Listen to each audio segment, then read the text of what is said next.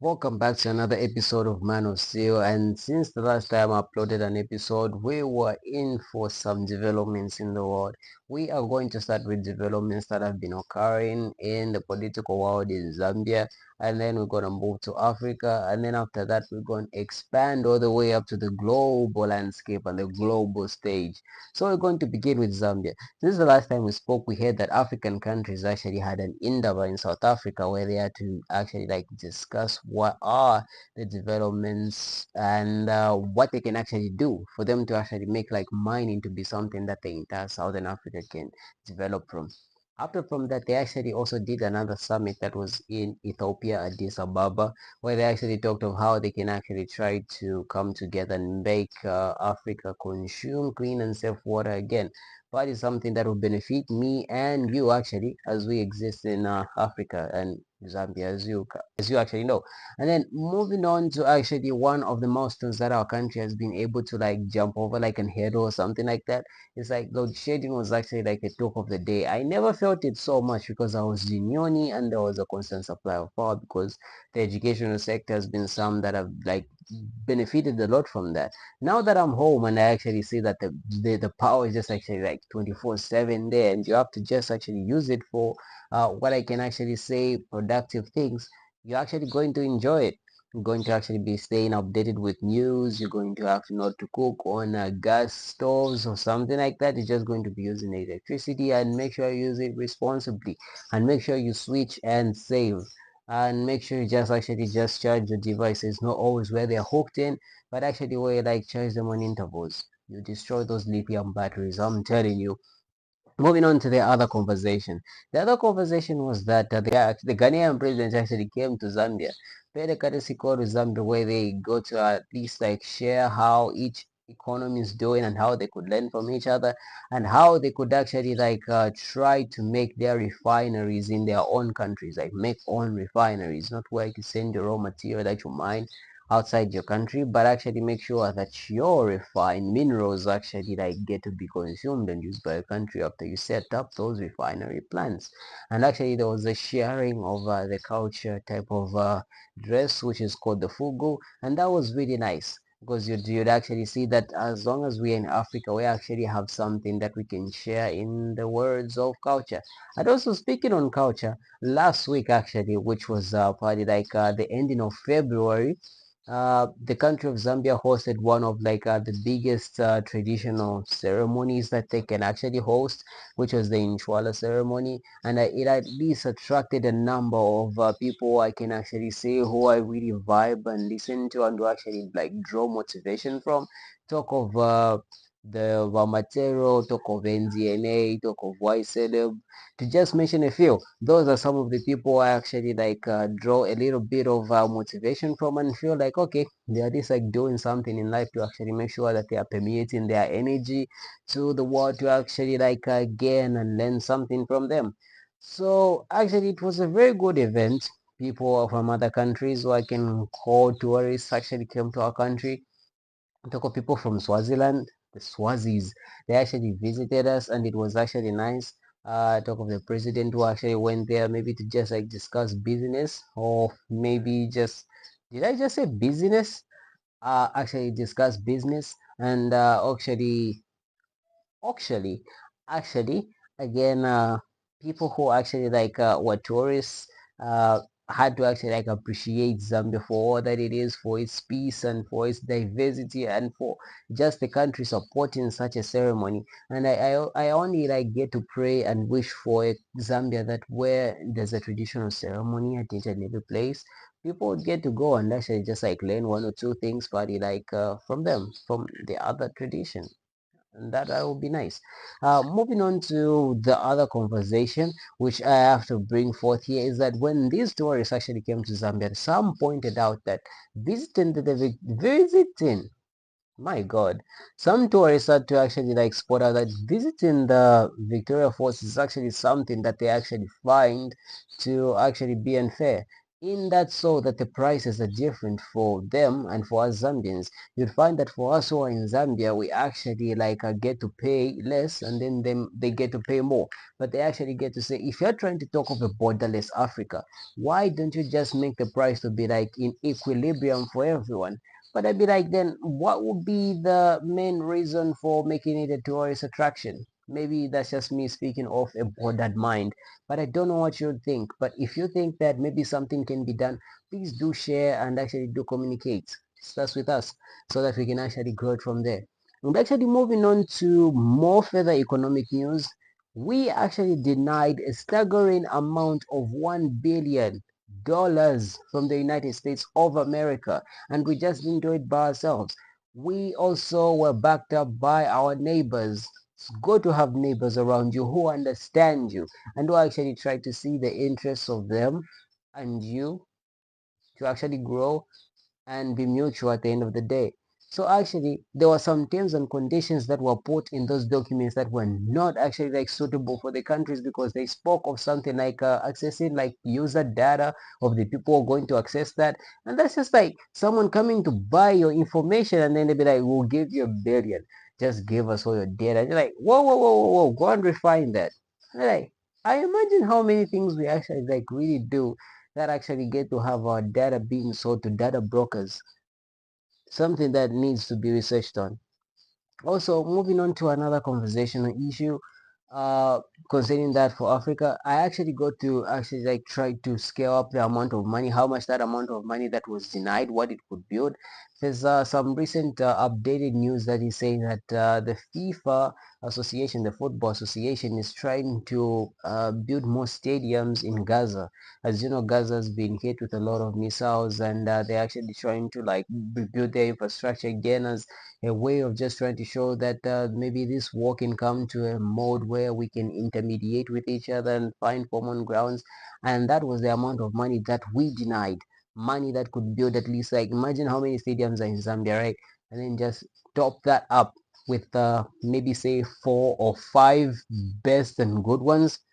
That's how I equated the money to like value, like trying to find how much the value of that money we denied what it actually would do for our country, and then it would build stadiums and we said no to it. And then I was like, if we had to get that money, imagine that's how much we had to actually like make off that.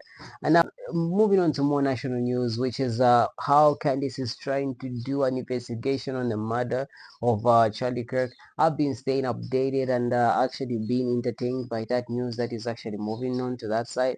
And actually, I got to find out that if you do a lot of investigative journalism, just share it to the people so that they can at least like get to know more about it. And then in that way, it's like the people themselves, it's like power to the people. We have been given that power. And after we've been given that power, it actually means that we are actually being well informed. And now moving on to more news, global type news. I'm telling you the truth. Uh, there has been a siege, or maybe let me just say that the United States has been on a rampage. This rampage has really been something. Talk of what I can say. Okay, they have really been on a rampage. Why I'm saying they have been on a rampage, the Venezuelan leader, number one, was captured. That one wasn't unalived. And now, just like some days ago, we heard that the Mexican cartel leader, the head of the cartels, was actually like eliminated as well. And that has really left the state of, not the state, but the country of Mexico in a mode of them being like, wow. I wonder how we got to find ourselves in this situation in the first place. But that is actually some development.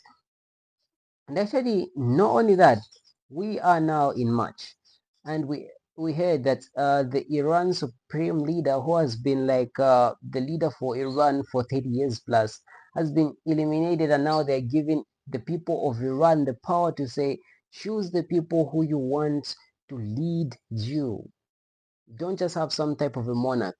And I believe that's nice. Democracy is at least a bit Okay, not really, it is a bit. Democracy is actually nice because you get to choose your leaders and you get to hold them accountable. Not where someone is a self-proclaimed person, no matter what they do, if it just doesn't align with your interests, it's okay, they won't care. It's like in a democracy, you would actually get to have your voices heard out. You have some rights and some responsibilities that you actually get to find that you get to enjoy. Party, that's nice. And it really was something when we talk of how they were really like being bombarded by bombs and everything like that. It is something that is unsettling, but it's something that we have to keep our ears and minds open to, because as far as I have noted, me living on Earth, whenever you hear that there's war and everything like that, you'd actually fear and get to shiver. But that's the time and the moment that you're being given by your universe to actually like show how much you really just like love the world. Like, you know, peace will always reign over distraction and confusion. Just be the one to exercise love. Be the one to exercise caring for one another, because it all will begin with you. So yeah, it was really alarming in the Middle East. Talk of Israel. Israel was affected. Talk of Qatar was affected. And AU was affected. And a whole lot of Middle Eastern countries, they have been affected. Now, after that escalation really happened when the Iranian supreme leader was eliminated, we also hear that Pakistan and Afghanistan are trying to go at it again, probably for reasons which I haven't really like gotten to find in the news. But as far as days go on, we'll actually get to find that we'll find out what the main reason is. No wonder why me living in this time on Earth, I really feel like I am actually like not even in need of watching movies sometimes. I feel like I am living in a movie, bro. Like everything that is really going on out there just feels like a movie, and maybe it will pass my way.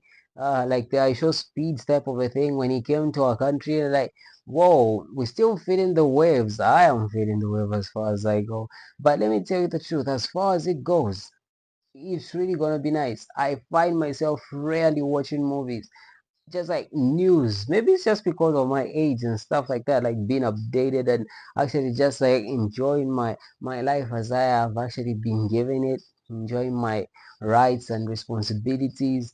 It has really been something that has really been nice. And now moving on to some entertaining news, moving on to the media type of world. Uh, if you know the movie The Mask, you'd actually know the actor Jim Carrey. So what happened to Jim Carrey is that he was really an explosive person when he was in the media. You'd actually find that the person was actually like always just like moving against the propaganda that the media try to sell the people. In that there's a supreme type of an association that oversees everything. If you know what that is, he was against that and he was just trying to bring it to the people for them to know.